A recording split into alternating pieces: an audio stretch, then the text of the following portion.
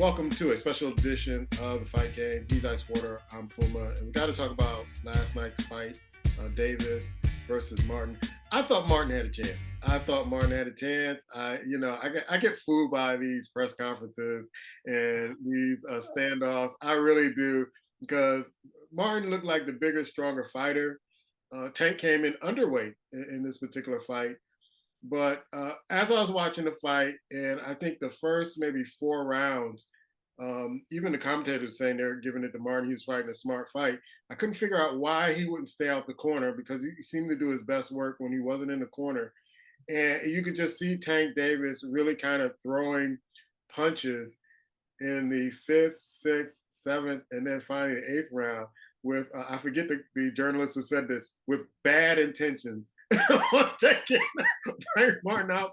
And you saw Martin get a little tired from the body shots. And I felt that he got a little intimidated as Tank started to kind of pour it on. Your thoughts about the fight? Yeah, I had several phone calls and several text messages and several other things. People who connected me, your boy in trouble, you because they know I like Tank Davis. I like the way he fights. Is he the perfect fighter? No, but I like one because he's evolved, man. To me, I remember he had that Tyson attitude where he come in like a pit bull, and no pun intended, but just run through people and try to just beat everybody up, and that was his only way of fighting. But against Frank Martin's well tuned machine.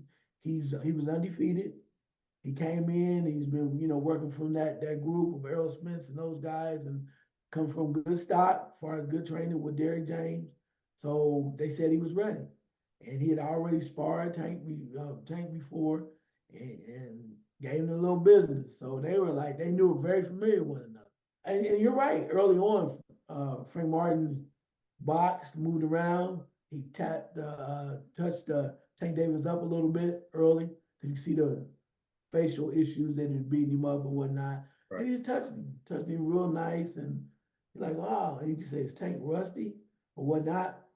But somebody was like, oh, it's gonna be Frank Martin in 3. I said, okay, y'all just hold on to all that.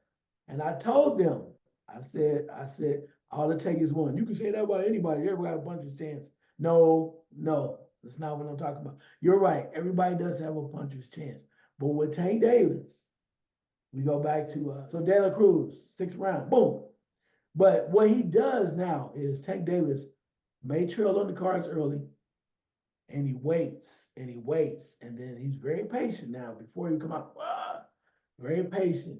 And when the as you mentioned before, when the opponent starts to tire or they seem vulnerable or nervous or something to that effect, it's almost as if he's calculating, Tank Davis that is, what he's going to do next. And he slowly but surely starts to think about what he's doing. He starts to move forward and just waiting for a shot or two. And I told him all it takes is one. You can say two because he caught him going down, but he was defenseless at that point. Tank said it best. Y'all thought it was the left hook. It was the uppercut. And he caught him and he said, right here. You see right here? That was it. Y'all seen the other one? Nah, it was this one right here. And with him, he puts himself in position. If you're not ready, it takes one. And I thought that Frank Martin had good intentions and what he tried to do or bad intentions. But dude is that good and that calculated where along with his ability to box and he's improved in that manner and getting better, gotten better, that now if you do not come correct and you falter, he'll get you. And it's almost one of those things that whoever beats him or defeats him is going to have a hell of a plan. It's almost going to have to fight an almost perfect fight and have the ability to hurt him, Tank Davis that is, and put him in a vulnerable position. And right now, we really haven't seen that just yet. Yeah, and even Tank Davis was saying, towards the fourth or fifth rounds, he has nothing on the punch. He has nothing on the punch, and I felt like you can almost feel it, like it was gearing up. But I think for Tank Davis in the future, you can't give away too many rounds anymore. You can't afford to give away 4 or 5 rounds and then expect to hit that one punch. against a fighter that is probably going to be more superior than Frank Martin at this particular time, Mhm. because people are going to kind of bank those and then kind of really kind of frustrate you. Um, Again, I don't know why Frank Martin felt like his best fight was against the ropes or in the corner. I still don't understand that. And every time he would get in the corner, I'm like, okay, you're dodging a few punches, but there's going to be one punch he's going to catch you with. Why are you setting yourself up to do that? And he wasn't really showing me like counters to, okay, I'm gonna make him pay when he tries to get me in the corner. He did it like once or twice, but if that was his game plan, it was a flawed game plan. But I don't think it was the game plan of his corner, because he said you gotta stay out the corner. You gotta stay out the corner. You gotta stay off the ropes. Even the commentator that I was listening to for the fight was saying the best chance that Frank Martin has was to stay in the center of the ring. And Mhm. he was doing his most effective work in the center of the ring, off the ropes, out of the corner. And so maybe it was a miscommunication. I don't know. When you're in the heat of the battle, maybe you're just not listening. Maybe you're just not focused. But maybe he didn't see it. But I saw it like when he was out of the corner and he was kind of going toe to toe or hitting him with the jab and the combinations. It was in the center of the ring. It was not in the corner. So hopefully he learns from this. I still think he's a good fighter. I think he can learn from this and come back. How does this kind of affect Devin Haney at this particular point? I know Ryan Garcia was wearing a shirt last night talking about we need a rematch. He's talking to Tank Davis. I think he's trying to avenge that loss. I don't know if that's going to be a different result for Ryan Garcia. Mhm. And Ryan Garcia is in a load of, he seems to be getting in trouble every week. So he seems to be a tortured soul at this particular point. But what happens to Devin Haney at this particular point? Man, that's crazy. Cause I mean, the world is Tank Davis's oyster, right? He can pick and choose who he wants to right now. Um, I think, I mean, if you technically, the fight depends on where David Haney is right now. The fight that, of course, you want to show that I got true redemption. I want to fight Tank Davis, right? But we know that's not how it's gonna go. We know that because he's like, yeah, but we gotta make sure we okay and we ready first before we do that, right? So with Devin Haney, there are a couple places he can go because he's at 140. You already beat Josh Taylor, right? You beat, or you meet somebody like that. You already beat Lomachenko, so you're not gonna look for a rematch. Um, but you still need somebody that the rest of the world respects. And if you beat them, they feel like you're right back in the mix, right? That's easier said than done. I was looking at the list as to who that might be at 140, right? I would say if I'm Devin Haney, you can fight Pitbull, right? You can fight somebody like that or Ortiz. But the fight I would go look for, and they mentioned this before, we'll see how serious it is now. I would take on and challenge Teofimo Lopez. Yeah, that would be a good one. I take that fight on because it's like if you say you're as good as you are and you're ready, Tiafimo at times is shown to be a little shaky, depending on what the fight is. If his mental is right, I mean, he's a hell of a fighter. If they both come in ready, it is going to be fireworks. They both will calculate it. Both have the ability to punch and whatnot. Tiafimo is more of a excellent. He's an outstanding boxer that we didn't really understand that till the last couple fights. Well, he's really outstanding boxer, so he could calculate and kind of tit for tat with Devin Haney. I would love to fight, and I think Devin Haney would be like, okay, if he off his game, and if he and his dad not getting along, I might be able to get him. But you need to fight for redemption, but you also got to put some on the line. So that would be the fight I look for. I'm Devin Haney. Definitely have Teofimo Lopez on my radar. Okay. The other fight, Benavidez and Govotic last night. It seemed like they sparred before. It seemed like a sparring match. I was trying to figure out, hey, Benavidez, take this dude out. You're. I mean, it was a landslide victory. I mean, he won every round, but it just seemed like he couldn't take his opponent out.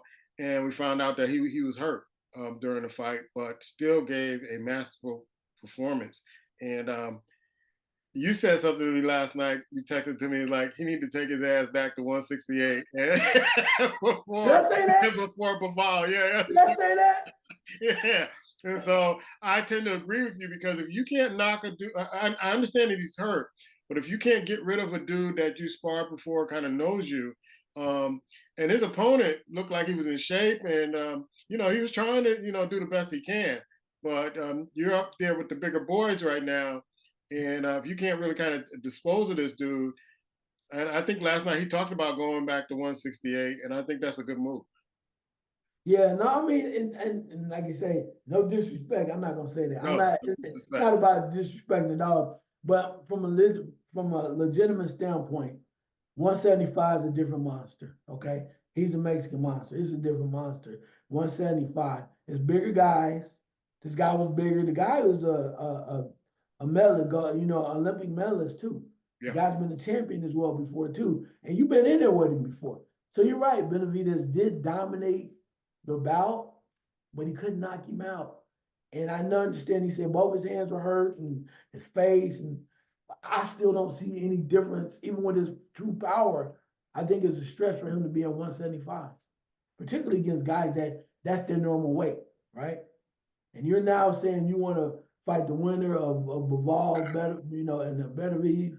That's real though, because if you look at it from the standpoint of Beterbiev, the guy that he fought, that he fought, Benavidez fought last night, Beterbiev already knocked him out. yeah, He beat him. So I don't know what you're gonna do at 175. If you can't hurt this guy and he's big and strong, are you gonna be able to handle particularly Bivol? Beterbiev is 39, okay. You might catch him, he might be a little slip in the order, and you might be able to catch him because he's too slow and you're quicker. I can see that. But Bivol is well-rounded from the standpoint of how he moves. He's a boxer. He's calculated. And if you can't hurt him at 175, you gonna have problems. yeah. You gonna have real problems. So when I say carry your back to 160, I'm just saying you come to it's kind of when Roy Jones went to heavyweight, right? Yeah. And he fought John Ruiz. They specifically picked their opponent that they thought they could beat. So if you picking and choosing like most boxers do, great. But you come to 175 against the Bivals of the world, especially Bivol. Ask Canelo. Bivol is that is I mean, hopefully he'll beat Beterbiev if he doesn't beat Beterbiev. Beterbiev fights Benavidez, then maybe because he's kind of methodical and whatever. But Bivol is gonna be a problem, and maybe that's what Benavidez wants. So he beats Bivol. It's like you lost to Bivol. I beat him. We should fight, and maybe that's what he's trying to think. I see something you don't, and I'll fight you at 175. Because he's still, at the end of the day, even though Benavidez says he doesn't need him, Benavidez wants the Canelo fight. He wants the Canelo fight real bad. One of the things I did find ironic, though, they talked about it, was if he's not going to fight the winner of that Benavidez or Bivol right away, a fight that he could take, but could be very dangerous, is David Morrell. Mm. David Morrell is undefeated. He's only 10-0. He got 9 KOs, but he's right behind Benavidez in that ranking, in that division. And you put it on the line because Morrell is no joke. He hadn't been doing this a long time in regards to the professional aspect, but as they said, he is a problem. Yeah, definitely, definitely. Um, I'm not even going to talk about the Ryan Garcia situation because I know that's going to come up again. But we want to do this special edition. Pacquiao is talking about coming back against Mario Burris, and I don't know. He gets in the government, he starts working in the Philippines, and then he gets that itch again. I don't know. Here's what I'm saying to Pacquiao and Floyd Mayweather. Let's get it on. Part two. Let's go. Let's go. Because you guys can't seem to get away from boxing. Get the people what they want. Yeah, you two get back in the ring and just make it happen. Instead of fighting the Logans and all that, the Paul brothers, get it back on. Let's do the senior circuit. Y'all won't, beat each other's brains out. Just have at it. Of course, the Tyson Paul fight is postponed in November because Tyson had a ulcer flare up. I'm not even sure that's going to happen in November. We really don't really talk about that on this show, but it's boxing news. And also in MMA, McGregor, who has to postpone his fight, so I don't know if he's ever going to come back and fight again. Your thoughts? Any other stories that we need to be looking out for? Yeah, that's a lot. You said a lot of stuff that just like stuff. I'm like, do we even say that?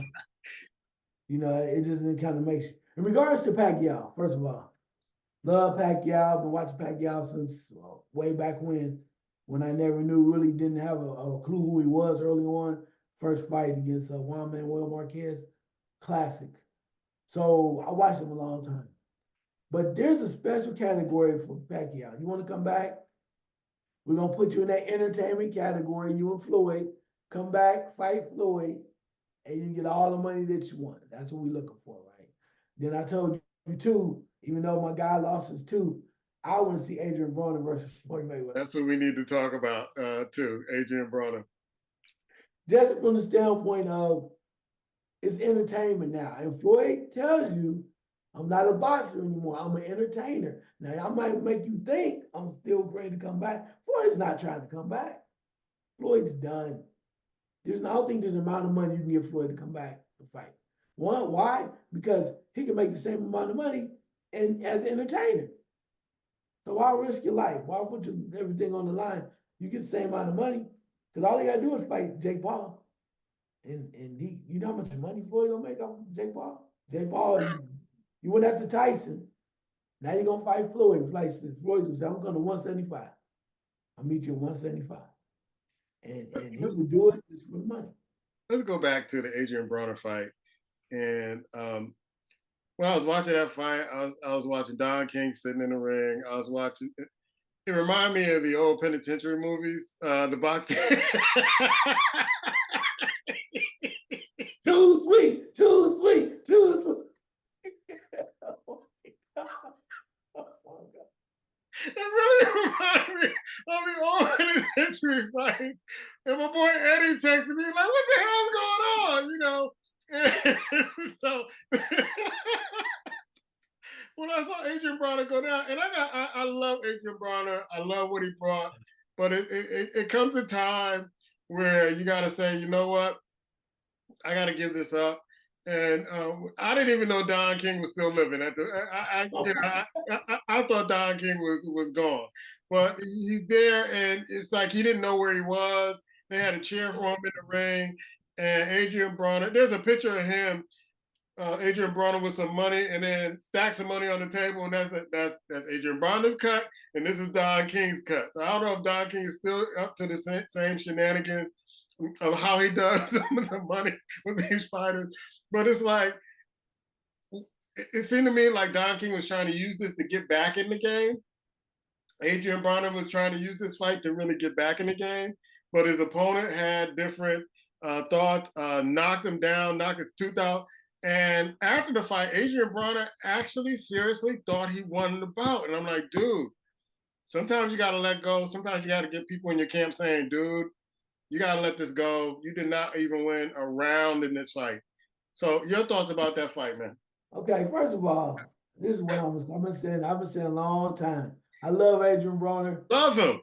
from Ohio, so I got that connection, and I got a chance to kind of chop it up with him a couple of times out in Vegas at fights, and just a real dude, man, just a Midwest type dude. And, he I think he still has the act going, and I love that. So Adrian Broner been, I wouldn't say stealing money, he's just been making himself useful to take this money for a long time. He hasn't been really a serious boxer in a long time.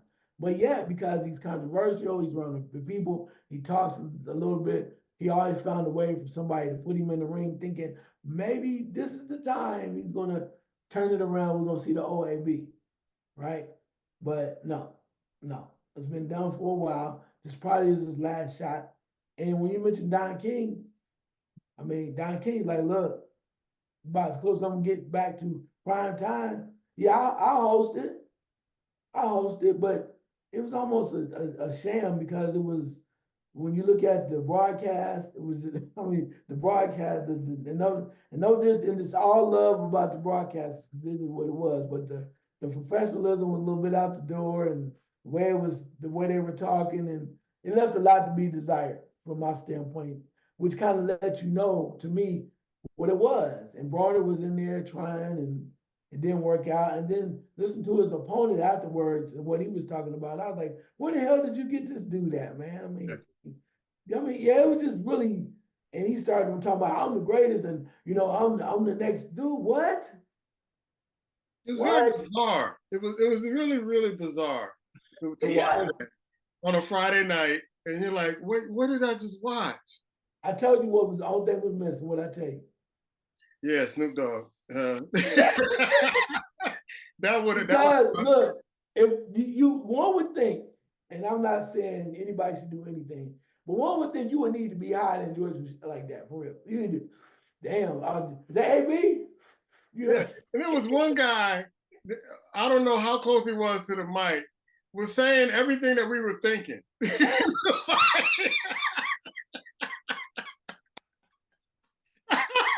I don't know if he was part of the Bronner camp or the other camp, but he was saying everything we were thinking. And me and Eddie, I think, were on the phone or texting back and forth, just laughing because he's saying everything that we're thinking right now. right? It's Everything. like where's that third mic picking up from, right? Yeah. And I'm sitting there going like, and then the announcer comes in there, and I was like, what in the hell? When not the announcer, but the gentleman that did the post interview, and I'm like, but Don King is older, he probably got people around him. And, I'll say this, man. Hey, when you mentioned about Don King still taking money, all former promoters taking money, bro. They just put Don King, in my opinion, Don King in the light because he's more transparent when he is. It's like old music execs. You want a Cadillac, I'm gonna buy you a Cadillac. But you know that Cadillac money Cost coming money. out your purse. Yep. So don't take nothing. Yeah. You've been broke till this point. Get your money after you perform.